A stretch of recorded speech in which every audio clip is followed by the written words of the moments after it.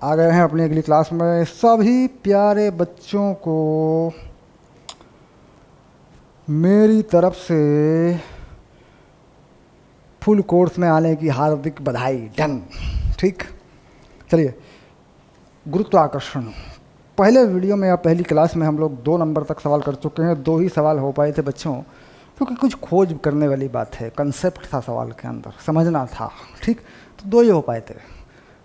कोई बात नहीं सर, अब करते हैं। चलिए, अब आ गए हम तीसरे नंबर पे। ठीक, ये लीजिए क्वेश्चन नंबर 3 डाल दूं। 8 3। ठीक, एनसीईआरटी पाठ्य पुस्तक अपने हाथ में रखें, अपनी रफ कॉपी हाथ में रखें। सवाल करना होता है, साथ साथ उसका आंसर मिलाना होता है, कुछ गुणा कुछ भाग करनी होती है। सवाल के अंदर अगर कोई इंपॉर्टेंट कंसेप्ट आता है उसको अपनी डायरी में लिखना होता है। ठीक, चलिए। मान लीजिए कि एक ऐसा ग्रह है जो सूर्य के विपरीत है, पृथ्वी की तुलना में 2 गुनी चाल से गति करता है। तब पृथ्वी की कक्षा की तुलना में इसका कक्षीय आमाप क्या होगा? कक्षीय आमाप से हम बोलते हैं त्रिज्या। कक्षा का आमाप किससे नाप लेते हैं? त्रिज्या से। और जो कक्षीय चाल है, जो चाल हम नापते हैं, अगर इसमें लिखा हो कक्षीय चाल तो कक्षीय चाल लगाते हैं, अगर चाल लिखा हो तो कोणीय चाल लगाते हैं। ये सवाल कोणीय चाल पर आधारित है। ठीक, तो इसका मतलब ये होता है, मोटा मोटा समझें पहले। मान लीजिए एक ऐसा ग्रह है जो सूर्य के विपरीत है, पृथ्वी की तुलना में 2 गुनी चाल से गति करता है। अब देखो इसमें क्या करते हैं। देखो, मान लीजिए ये सूर्य है, ठीक, और इसके चारों तरफ यहाँ पृथ्वी घूम रही है। मान लो ये पृथ्वी की कक्षा है, ये पृथ्वी है।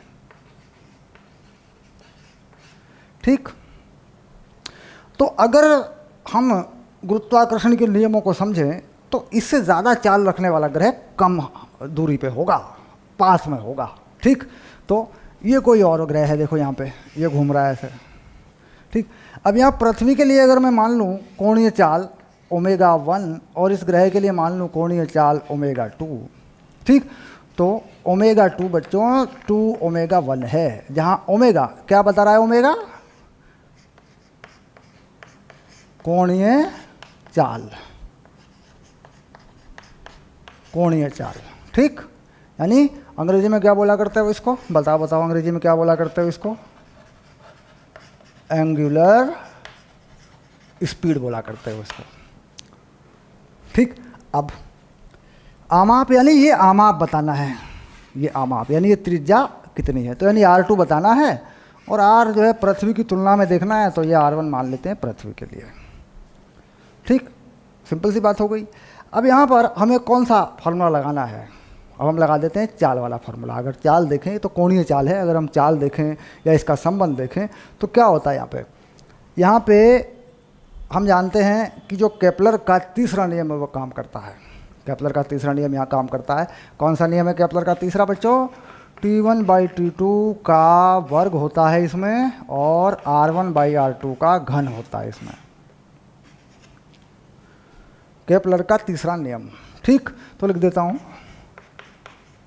केपलर के तीसरे लिख देता हूँ यार, तीसरे नियम से लिख देता हूँ यार, कौन सी बड़ी बात है, नियम से ले लो, एकदम सिंपल। ठीक, अब ये 2 यहाँ से हटा दो।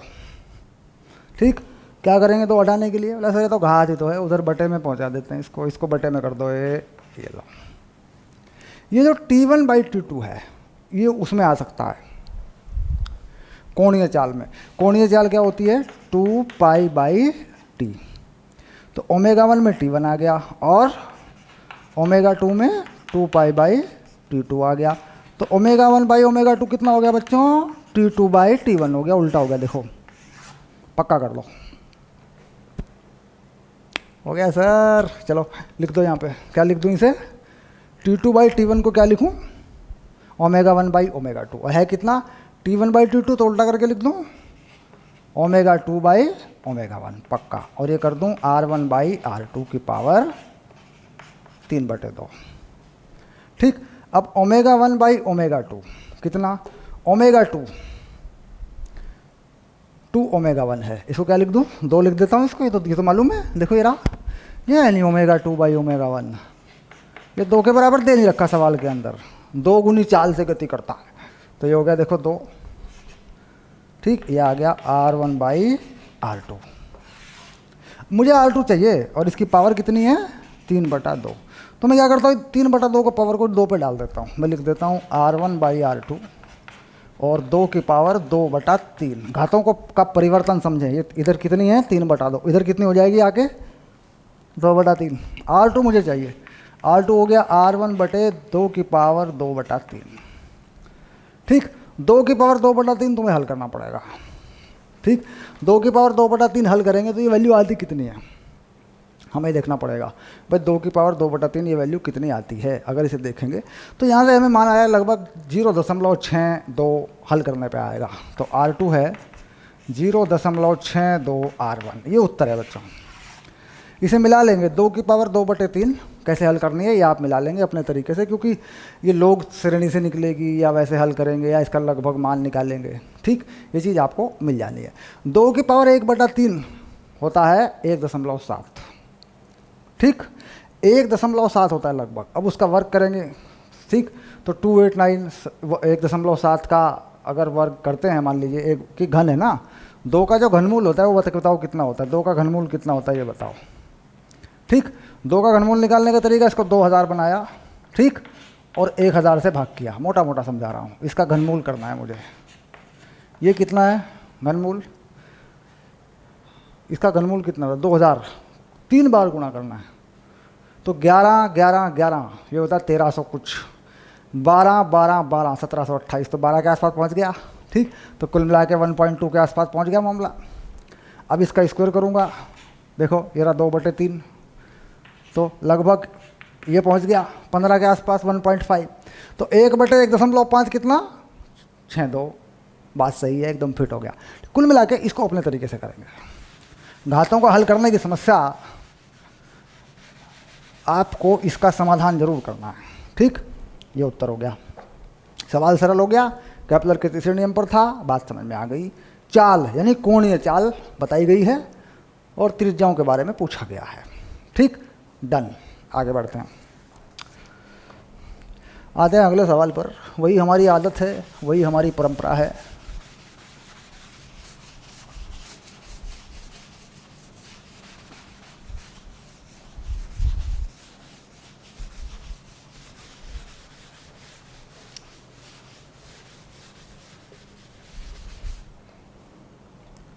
आठ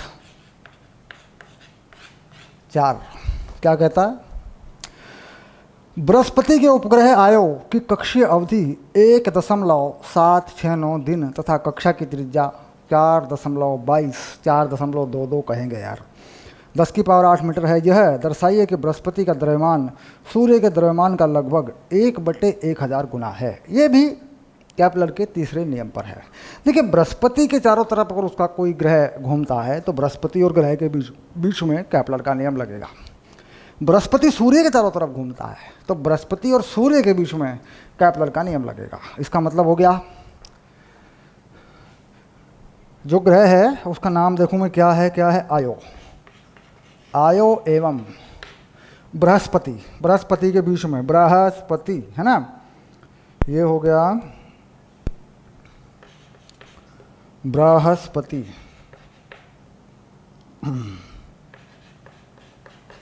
के लिए, ठीक, यहाँ बना रहा हूँ, समझना पड़ेगा इस सवाल को, ठीक है। ये बनाया मैंने बृहस्पति, बृहस्पति का द्रव्यमान m, ठीक, कितना मान लो बृहस्पति का द्रव्यमान m की जगह पे क्या लिख दूँ, m बृहस्पति, m बै लिखूँगा, देखो ये रहा बृहस्पति, और इसके चारों तरफ घूम रहा है इसका एक उपग्रह है, ये रहा आयो, इसका लिखूँगा m आयो, ठीक।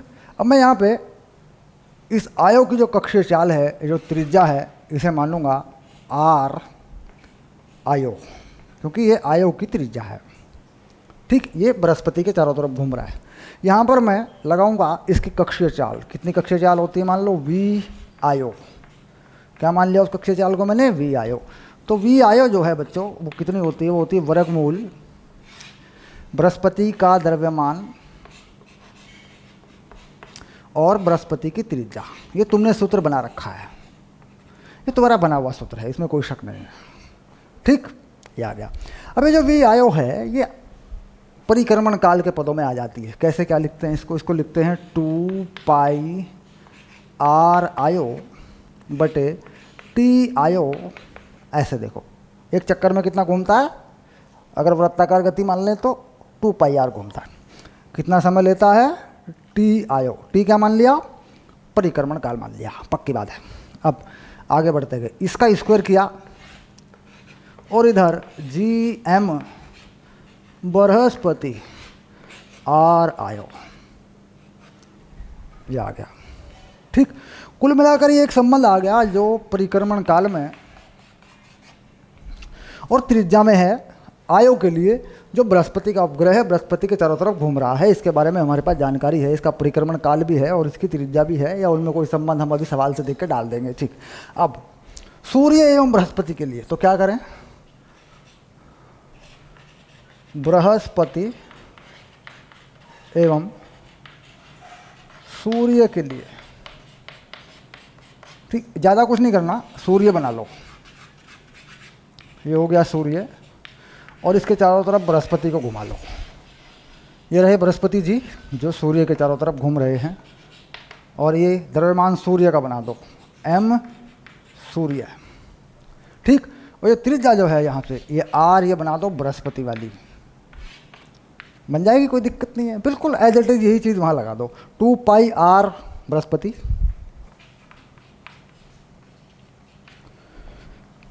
टी आयो यहाँ लिख दो इसका परिक्रमण काल, टी बृहस्पति, बृहस्पति देवा नमः। अच्छा, इसके बाद जी एम बी किसका लगेगा बताओ?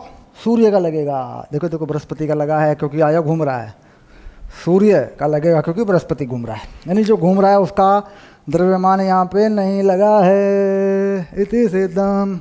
चलिए इसका स्क्वायर कर दो, जी एम सूर्य बट आर आयो यानी आर बृहस्पति। बस हो गया काम। अब क्या करना है तुम्हें?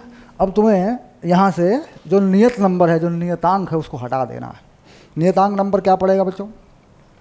एक जी हटेगी, एक पाई हटेगा, यानी इन दोनों समीकरणों को अगर तुम सीधे एक दूसरे से डिवाइड कर दो तब भी काम चल जाएगा। देखो कर रहा हूँ, ये आर आयो इधर आएगा, इसका क्यूब हो जाएगा, आर आयो क्यूब ऊपर इधर से आया, इसके नीचे ये आएगी आर बृहस्पति क्यूब, आर क्यूब, भाग हो गया। इसके बटे में उसको लिख रहा हूँ। अब ये देखो वर्ग है, ये नीचे आएगा वो ऊपर आएगा, टी बा स्क्वायर, टी आयो स्क्वायर, ये भी हो गया। ये 4 पाई कट गया, उस तरफ चलते हैं, ये रहा। ठीक, इस तरफ क्या बचा? जी कट गया, क्या बचा? एम बृहस्पति बटे एम सूर्य, एम बा बटे एम सूर्य, एम सूर्य, सूर्य देवाय नमः, ये आ गया। ठीक, क्या चाहिए तुम्हें? इन सारी जानकारियों से बृहस्पति का द्रव्यमान चाहिए तुम्हें। ठीक, तो बृहस्पति का द्रव्यमान यहाँ से मिल जाएगा, सूर्य को इधर ले आओ। ठीक, अब सवाल में दी गई जानकारियों से आपको कुछ चीज़ें मिल जाएंगी। देखो कैसे,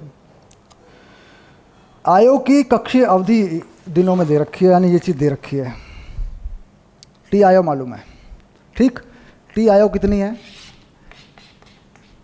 टी आयो जो है ये पता है 1.769 दिन, 1.769 दिन, ये रहा। कक्षीय त्रिज्या आर आयो भी दे रखा है बच्चों, ये है 4/10⁸, ये रहा। ठीक, अब बृहस्पति का द्रव्यमान दर्शाइए कि बृहस्पति का द्रव्यमान सूर्य के द्रव्यमान का लगभग 1/1000 गुना है। सूर्य के द्रव्यमान का लगभग, आपको क्या बताना है? यहाँ से आपको क्या लेके आना है बच्चों? यह लेके आना है। ठीक, 1/1000 ये आपको लेके आना है, सिद्ध करना है यहाँ से। देखो ये चीज़ तो हम रख लेंगे, हम ये चीज़ रख लेंगे, ये रही हमारे पास ये है, ठीक। हमें बृहस्पति कितने समय में सूर्य के चारों तरफ घूमता है वो पता होना चाहिए, और बृहस्पति कक्षा की त्रिज्या क्या है हमें वो पता होनी चाहिए। ये दोनों चीज़ें हमें कहाँ से देखनी है? सारणी में से। एनसीईआरटी में क्या है, पीछे सारणी होती है, सारणी में से मान देखना होता है। तो पीछे की सारणियों में से ये मान देखकर इसमें रख दो, आ जाएगा, ठीक। क्वेश्चन ऐसे होगा, पक्का, श्योर, अपने आप आ जाएगी ये वैल्यू। इधर से हल करेंगे ना, देखो ऐसे इन सब के मान रख देंगे तो, क्योंकि ये दो मान तो गिवन है, ये और ये तो पता है, ये रखना पड़ेगा। बृहस्पति सूर्य का चक्कर कितने दिनों में लगाता है ये पता होना चाहिए। त्रिज्या कितनी है मीटर में बृहस्पति की सूर्य के चारों तरफ वो पता होना चाहिए। वो दोनों चीज़ें सारणी से लगा दो, ये आ जाएगा, हो गया सवाल, ठीक। चलिए, इस सवाल को करने के तरीके और भी हो सकते हैं, वो आप देखें क्या तरीके हो सकते हैं, छोटा भी कर सकते हैं, ठीक। चलिए आगे बढ़ते हैं।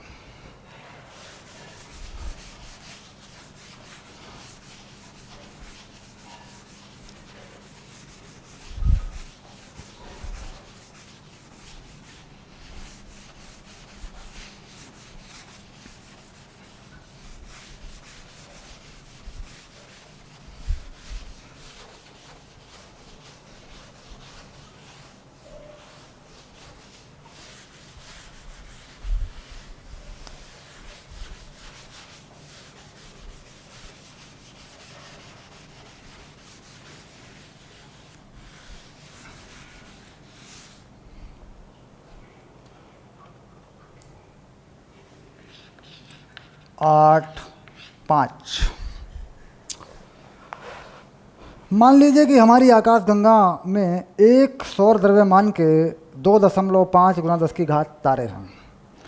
मंदाग्नीय केंद्र से 50,000 प्रकाश वर्ष की दूरी पर स्थित कोई तारा अपनी परिक्रमा पूरी करने में कितना समय लेगा? आकाशगंगा का व्यास 1 लाख प्रकाश वर्ष के बराबर है। आकाशगंगा का जो आकार है, व्यास जो है वह 10 की पावर 5 या 1 लाख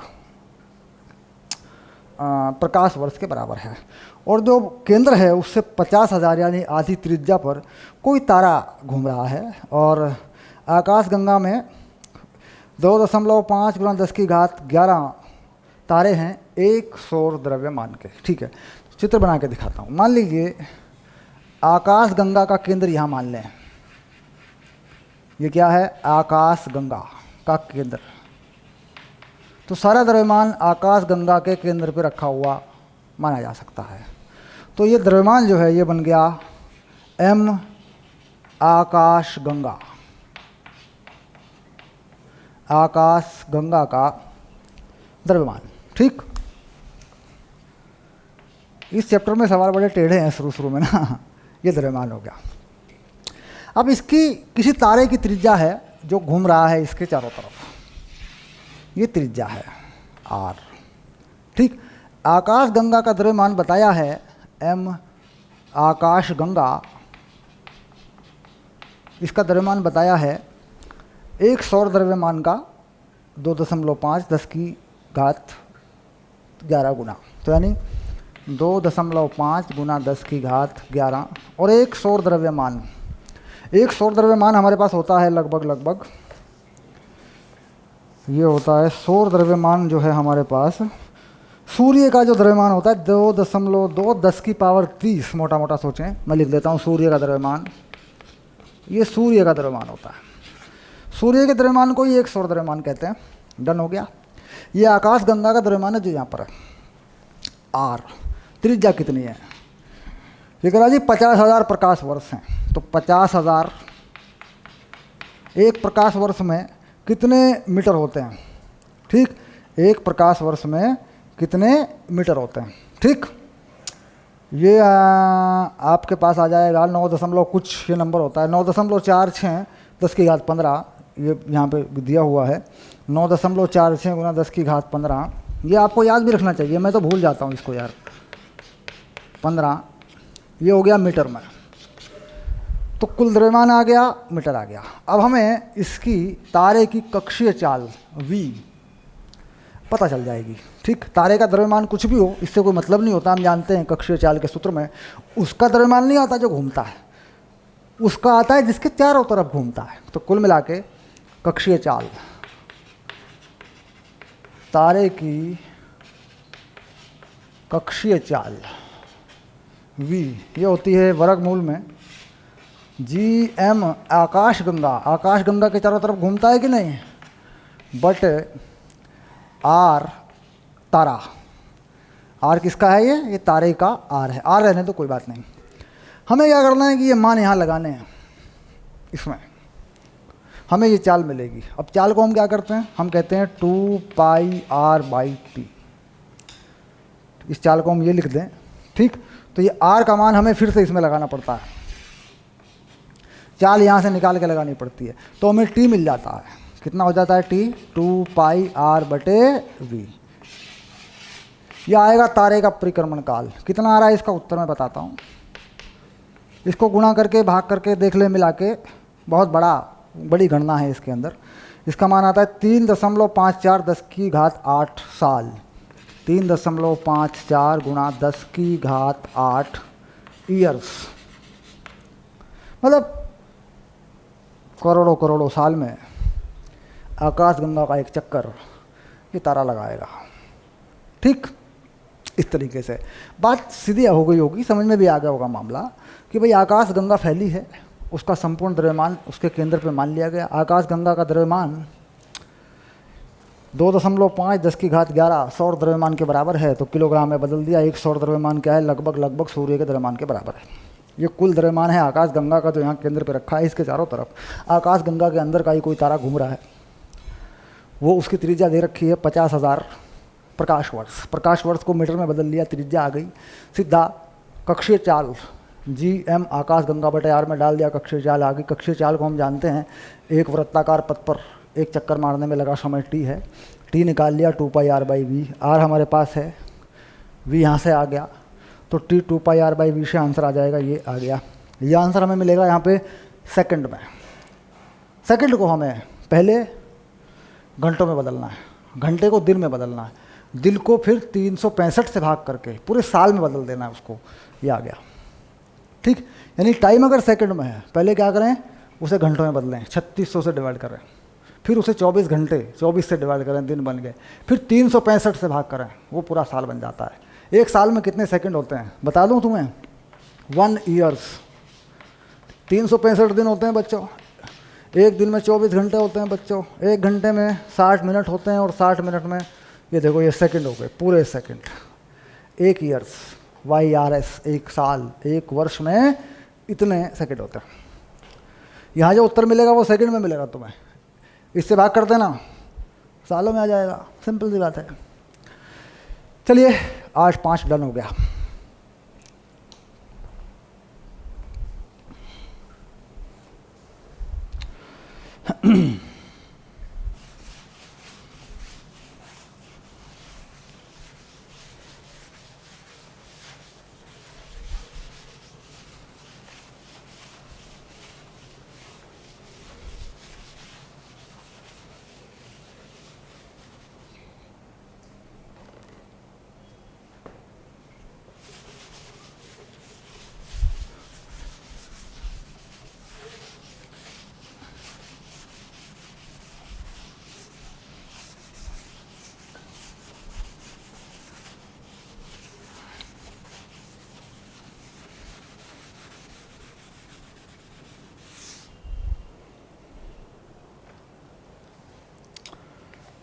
आठ 6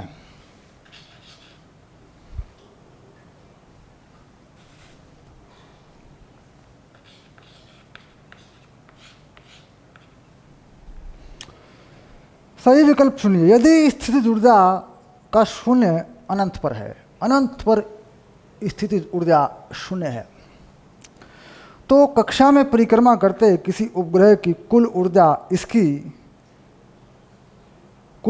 इसकी स्थितिज ऊर्जा का ऋणात्मक है, गतिज ऊर्जा का ऋणात्मक है।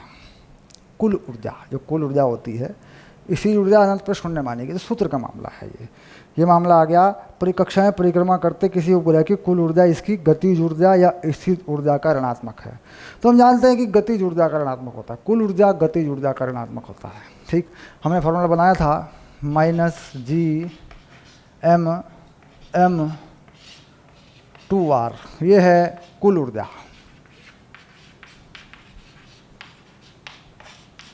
और गतिज ऊर्जा क्या है? गतिज ऊर्जा को प्लस में कर देता हूँ, Gmm/2r। ठीक, और स्थितिज ऊर्जा क्या है? ये सूत्र बनाए जा चुके हैं, सीधा सूत्र पूछा गया है, 2 हटा दो, -Gmm/r। ठीक, m उस ग्रह का द्रव्यमान है जिसके चारों तरफ घूमता है, छोटा m। यानी मान लीजिए ये पृथ्वी है, इसको फिर याद कर लेना एक बार। इसका द्रव्यमान क्या मान लिया? m। और ये होगी कक्षा की त्रिज्या। इसके चारों तरफ कौन घूमता है? छोटा m। ठीक, पक्का? कौन सी चीज़ कहाँ लगी है समझ गए? डन। ये सूत्र हैं, इन्हें याद करें। तो उत्तर स्पष्ट हो गया, गतिज ऊर्जा का ऋणात्मक ही कुल ऊर्जा है। गतिज ऊर्जा का 2 गुना ऋणात्मक ही स्थितिज ऊर्जा है। ठीक, डन। चलिए दूसरा सवाल देखते हैं। और यहाँ पे 8/6 का उत्तर भी देख लेते हैं एक बार, क्या लिखता है ये। गतिज ऊर्जा का ऋणात्मक है, ठीक है, तो सिंपल बात है, उत्तर मिला देने में क्या बुराई है।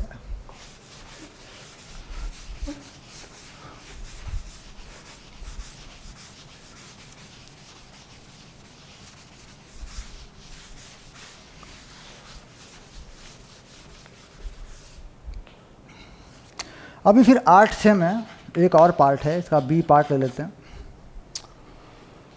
कक्षा में परिक्रमा करने वाले किसी उपग्रह को पृथ्वी के गुरुत्व प्रभाव से बाहर निकालने के लिए आवश्यक ऊर्जा समान ऊंचाई जितनी उपग्रह की के स्थिर पिंड को पृथ्वी से बाहर प्रभाव से प्रक्षेपित करने के लिए आवश्यक ऊर्जा से कम होती है, अधिक होती है। देखिए, अगर कोई पृथ्वी के चारों तरफ गति करता है, कोई उपग्रह मान लो गति कर रहा है, इसमें जो कुल ऊर्जा है, ये घूम रहा है ना, अभी हमने देखा इसमें जो ये m है, ये m है, ये r है ना, ये त्रिज्या कितनी है? r है,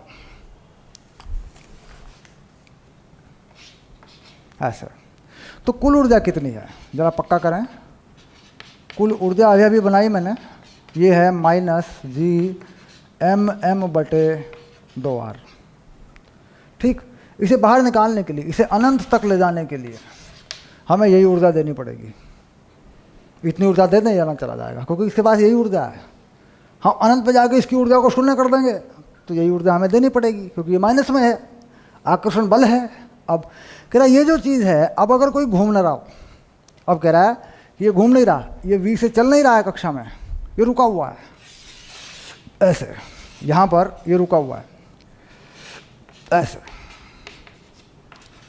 ये इसमें कोई चाल नहीं है। कहता है इसको फेंको और इसे अनंत तक ले जाओ।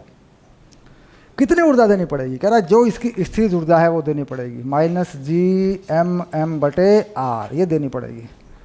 ठीक, अब मुझे बताइए किसमें ऊर्जा ज़्यादा देनी पड़ेगी, जो घूम रहा है उसमें, या जो रखा हुआ था इसको फेंका गया? जो रखा हुआ था जब इसको फेंका गया, इसको ये सारी ऊर्जा देनी पड़ेगी, आपको ज़्यादा देनी पड़ेगी। और ये घूम रहा था, इसके पास पहले से कुछ ऊर्जा थी, इसको कितनी ऊर्जा देनी पड़ेगी? जितनी यहाँ इसकी कुल ऊर्जा है। इसकी कुल ऊर्जा दे दीजिए, आनंद चला जाएगा। इसके पास कुल ऊर्जा है कितनी? स्थिर ऊर्जा के बराबर ही है, वही सारी देनी पड़ेगी, तब ये आनंद जाएगा। ठीक, तो यानी जो घूम रहा है या ग्रह है उसकी तुलना में अधिक ऊर्जा देनी पड़ेगी उसको, जो वहीं पर उसी त्रिज्या पर या उसी जगह पर विराम अवस्था में है, उसको फेंकना है। तो कुल मिला के उत्तर क्या हो गया?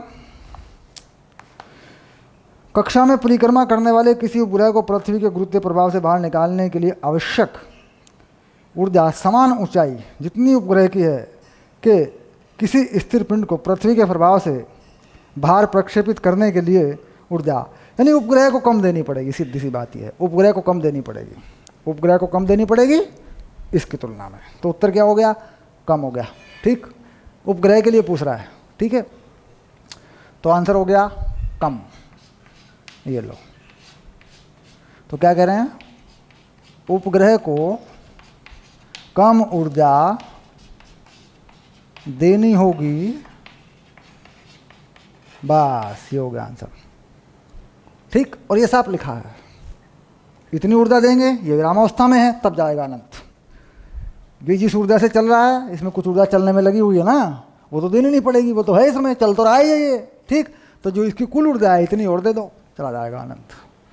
दूसरा सोच सकते हैं, ये विरामावस्था में रखा है, जितनी स्थिर ऊर्जा है सारी देनी पड़ेगी, इसमें गतिज ऊर्जा तो है नहीं पहले से, इसमें गतिज ऊर्जा है थोड़ी सी, कुछ तो कुछ गतिज ऊर्जा तो है इसमें, थोड़ी हो या ज़्यादा हो, थोड़ी सी मान लेता हूँ मैं। तो क्या हो गया, इसको ले लेना है अनंत पे, इसको सिर्फ दिशा देनी है आपको, केवल दिशा।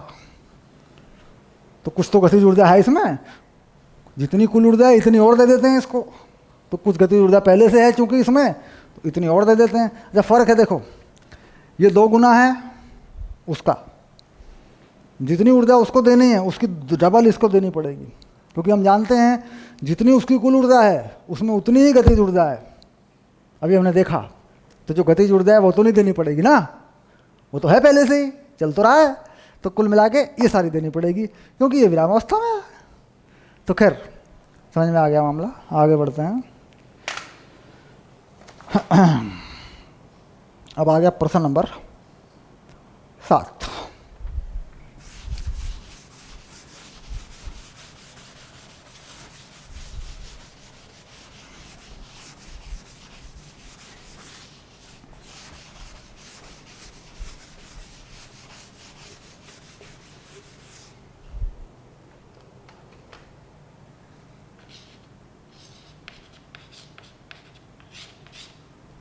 ओके,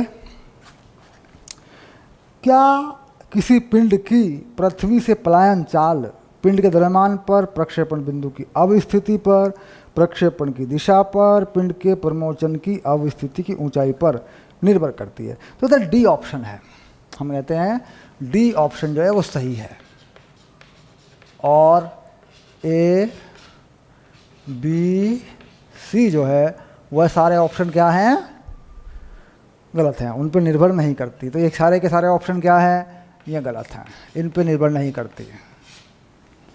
सही विकल्प सुनिए, देखा जाए तो बहुविकल्पीय सवाल है ये, डी ऑप्शन इसका सही है। कैसे, मैं समझा देता हूँ, क्योंकि मैंने पलायन चाल में इस कॉन्सेप्ट को बहुत अच्छे से लिया था, फिर से समझा देता हूँ मैं। मान लीजिए पृथ्वी है,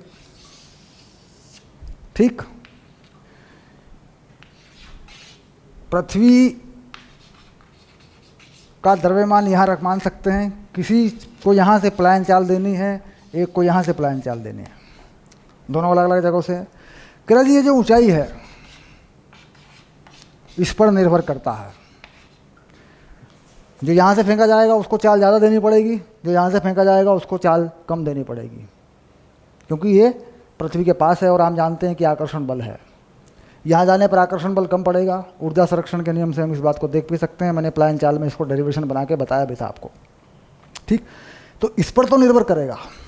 अब स्थिति की पृथ्वी तल से ऊंचाई, अब स्थिति की पृथ्वी तल से ऊंचाई, अब स्थिति को समझ लें। अब स्थिति का मतलब ये पूरा का पूरा सर्कल है, ये सारा का सारा सर्कल h ऊंचाई पर है, पूरा वृत्त h ऊंचाई पर है, ठीक। तो ये सारी स्थितियां एक ही स्थितियां मानी जाएंगी। ऐसे कहीं से फेंक दो, यहाँ से अनंत फेंक दो कोई टेंशन नहीं, यहाँ से अनंत फेंक दो कोई टेंशन नहीं, इधर से फेंक दो, इसे कहते हैं अवस्थिति, रेडियल पोजीशन, अंग्रेजी में बोल देते हैं इसको रेडियल पोजीशन, त्रिज्य स्थिति भी बोल देते हैं इसको, ठीक हो गया। तो अवस्थिति की ऊंचाई क्या है, इस पर निर्भर करेगा, क्योंकि पृथ्वी के केंद्र से जो ज़्यादा दूर है उसको ऊर्जा कम देनी पड़ेगी, ठीक। इसके बाद क्या दिशा पर निर्भर करेगा, दिशा पर निर्भर नहीं करेगा। आप किसी भी दिशा में फेंकिए, किसी भी दिशा में फेंकिए, कहीं से भी फेंकिए, कोई फर्क नहीं पड़ता, क्योंकि मामला ऊर्जा संरक्षण का है, अनंत तक चला जाएगा, दिशा पर निर्भर नहीं करता। स्थिति पर, अब स्थिति पर निर्भर नहीं करता। अब स्थिति चाहे ये हो, चाहे ये हो, चाहे ये हो, चाहे ये हो, चाहे ये हो, इस पर निर्भर नहीं करता, क्योंकि सब पृथ्वी के केंद्र से एक ही दूरी पर हैं। अब स्थिति की ऊंचाई पृथ्वी केंद्र से इस पूरे वृत्त की परिधि के सभी बिंदुओं की ऊंचाई त्रिज्या के बराबर है। तो अब स्थिति की ऊंचाई इस पर निर्भर करता है। तो बात समझ में आ गई। इसका द्रव्यमान कितना है जिसे फेंका गया, इस पर निर्भर नहीं करता। इसका द्रव्यमान कितना है इस पर निर्भर नहीं करता। ठीक, ये प्लान वेग में जाएंगे, वहाँ पूरी रिसर्च करेंगे, उसे पढ़ेंगे पूरी तरह। ये सारी बातें वहाँ पे आई हैं, इनके सूत्र बनाकर बताए गए हैं आपको, उसे देख लो एक बार। ठीक, ध्यान रहे, प्लान वेग एस्केप वेलोसिटी या प्लान चाल एस्केप स्पीड से जुड़ा हुआ सवाल नीट में पक्का आना होता है। अगर आप प्रवेश परीक्षाओं की तैयारी कर रहे हैं नीट या जेईई में, तो ये ध्यान रहे, पक्का कर लें, इसको छोड़ना नहीं, इसको दोबारा देख लो। इस पर असाइनमेंट आएगा, उसको डाउनलोड कर लेना आप। ठीक, इसे डन कर लो अच्छे से, इस पर कहीं अच्छे अच्छे क्वेश्चन बना के दूंगा आपको। ठीक, चलिए 8-7 हो चुका।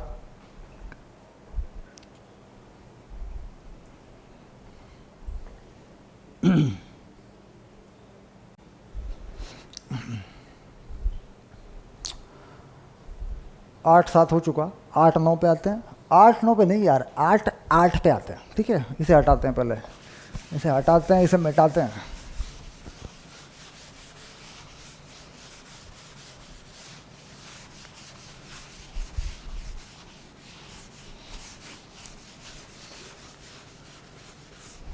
चलिए आ गए हैं अगले सवाल पर, और ये हो गया 8-8।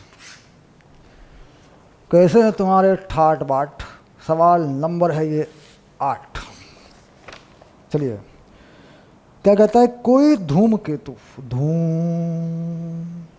धूमकेतु सूर्य की परिक्रमा अत्यधिक दीर्घवृत्तीय कक्षा में कर रहा है। होगा, ठीक है, सूर्य की परिक्रमा तो सभी करते हैं दीर्घवृत्तीय कक्षा में, यही तो कैपलर ने बताया था यार। क्या अपनी कक्षा में धूमकेतु की शुरू से अंत तक रेखिक चाल, कोणीय संवेग, गतिज ऊर्जा, स्थितिज ऊर्जा, कुल ऊर्जा नियत रहती है? सूर्य के अति निकट आने पर धूमकेतु के द्रव्यमान में ह्रास को नगण्य मानिए। कुल मिला के ये दरअसल ऊर्जा संरक्षण और कोणीय संरक्षण की बात है। तो इसका उत्तर क्या लिख देंगे हम? क्या रहता है संरक्षित, क्या नियत रहता है? सी। हम जानते हैं कि कोणीय संवेग, और इससे बाद अगला कौन सा नंबर है? एफ, कुल ऊर्जा।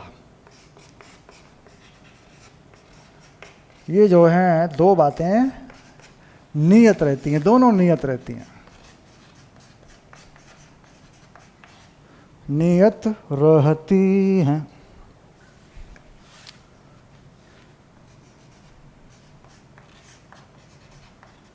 एवं नियत रहने का मतलब क्या हो गया भाई? संरक्षित भी रहती हैं। सिर्फ नियत नहीं रखना है इनको, ये संरक्षित भी रहती हैं। ठीक, बात पक्की? ओके, यानी कोणीय संवेग और कुल ऊर्जा संरक्षित है गुरुत्वाकर्षण के बलों में। बस हो गया, डन। ठीक, बहुविकल्पीय सवाल था, एक से ज़्यादा विकल्प ढूंढने थे। आगे बढ़ो।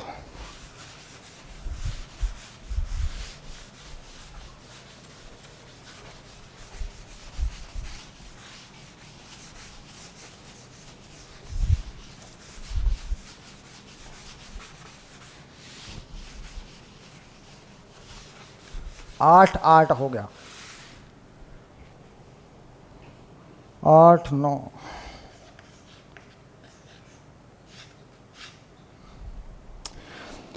निम्नलिखित में से कौन से लक्षण, यानी इंडिकेशन मतलब लक्षण,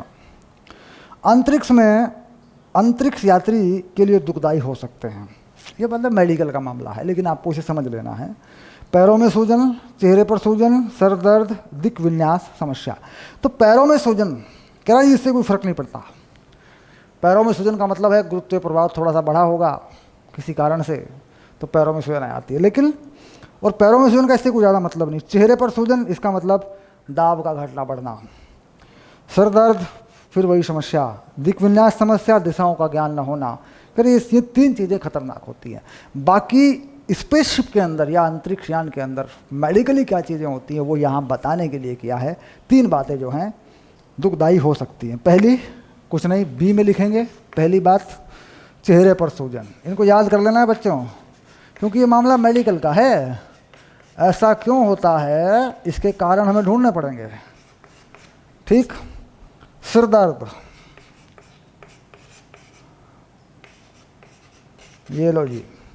डी, दिक विन्यास समस्या, यानी दिशाओं का ज्ञान न होना।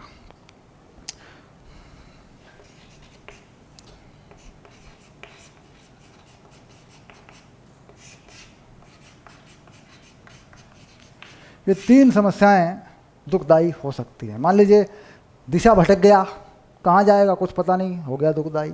सर में दर्द हो रहा है, ठीक, सर में दर्द हो रहा है तो कारण क्या है इसका? सर में दर्द होने का कारण है नसों में प्रॉब्लम, क्योंकि नसों में जब प्रॉब्लम होती है तो सर में दर्द। इससे क्या, ब्लड प्रेशर या बीपी की समस्या, खून का दाब बढ़ रहा होगा या घट रहा होगा, नॉर्मल बात है, तो खतरनाक हो सकती है ये चीज़। चेहरे पर सूजन, फिर वही समस्या, चेहरे पर सूजन भी दाब की समस्या हो सकती है, दाब घट रहा होगा या बढ़ रहा होगा, या और भी समस्याएं हो सकती हैं। तो हम जाएंगे चिकित्सा में तब जाके देखेंगे चेहरे पे सूजन क्यों आती है भाई, ठीक, क्या हो रहा है वहाँ पे। तो कह रहे ये चीज़ें प्रैक्टिकली अंतरिक्ष यात्री के लिए दुखदाई हो सकती हैं। ठीक, इसके बाद अगर पैरों में सूजन आती है, ठीक, तो पैरों में सूजन आने से, क्योंकि पैरों में सूजन अपने शरीर की किसी बीमारी की वजह से आ सकती है, बाहर के प्रभावों की वजह से पैरों में सूजन नहीं आएगी। मान लीजिए हमारे शरीर में कोई प्रॉब्लम है, हमें कोई बीमारी हो रही है पैरों में सूजन, बाहर की जो समस्याएं हैं अंतरिक्ष यात्री यानी अंतरिक्ष के अंदर जो समस्याएं पैदा हो रही हैं उनसे ये चीज़ें होती हैं। अपने पैरों में सूजन आ रही है, अपनी वजह से आ रही है, अपनी कोई समस्या है, अपनी कोई शरीर में कोई प्रॉब्लम है, बीमारी है, होता रहेगा। उसका अंतरिक्ष यान के बाहरी व्यवस्था से वो कहाँ चल रहा है, किस दिशा में चल रहा है, इससे कोई संबंध नहीं है। अंतरिक्ष यान के अंदर अगर भौतिक जो चीज़ें हैं, बल है, दाब है और सारी चीज़ें अगर वो बदल रही हैं तो अगर ये चीज़ें होंगी और ये दुखदाई होंगी, याद रहेगा। ठीक,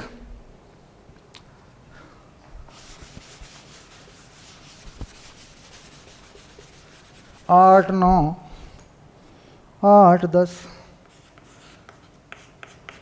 बढ़िया सवाल है, बहुत ही बढ़िया सवाल है। 8, 10 में कह रहा कि हमने आपको एक बहुविकल्पीय प्रश्न बना के दिया है। गुरुत्व केंद्र पर किसी खोखले अर्धगोलीय खोल के केंद्र पर गुरुत्व क्षेत्र की जो दिशा है, गुरुत्व तीव्रता की जो दिशा है वो आपको बतानी होती है। तो कुल मिला के इन्होंने ऐसा चित्र बना के दिया बच्चों, बढ़िया सा चित्र बना के बता देता हूँ तुमको ना। सर चित्र तो बनाया नहीं अब तक इस चैप्टर में, अब तक तो चित्र बनाया नहीं। इस तरह का एक फ़ोटो बना रखा है भाइयों, ये लो, ठीक, गोला, आधा गोला, ये रहा, बन गया क्या? बन गया। दोबारा बनाऊँ? हट के फिर लूँगा इसको, दोबारा फिर लूँगा इसको मैं, हट के फिर दोबारा double A low, done, okay, ये लो, ये आ गया। इसके केंद्र पर गुरुत्व तीव्रता बताई गई है, केंद्र पर पूछ रहे हैं, पहला सवाल है, अगले में कुछ और भी पूछेगा। कह रहा है इसके केंद्र पर 3 तीर हैं, सी,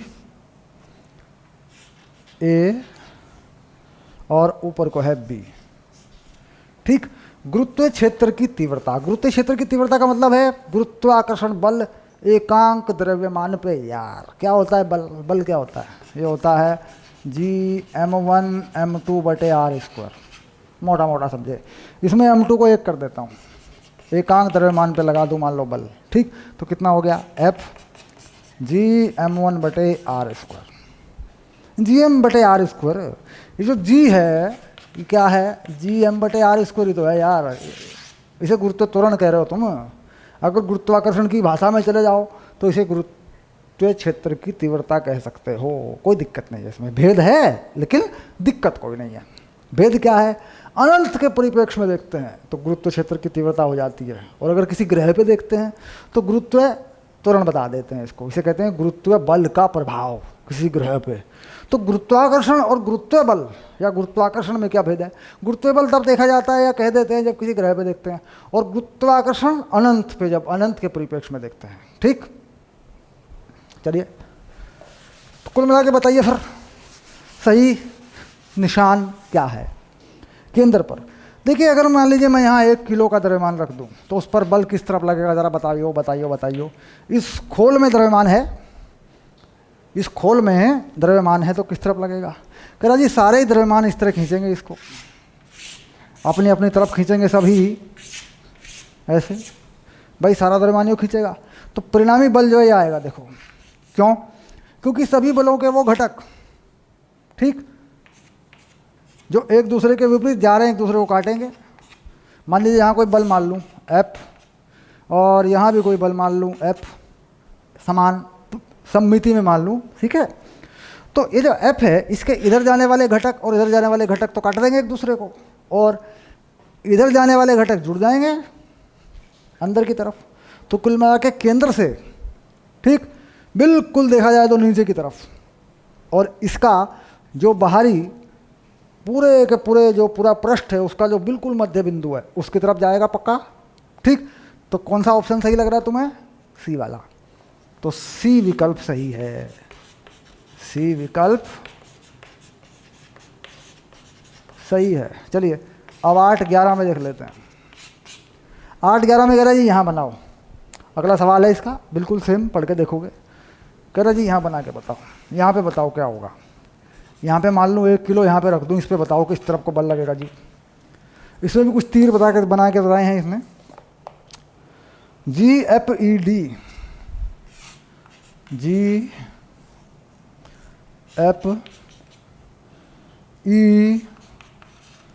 ऐसे बनाए हैं।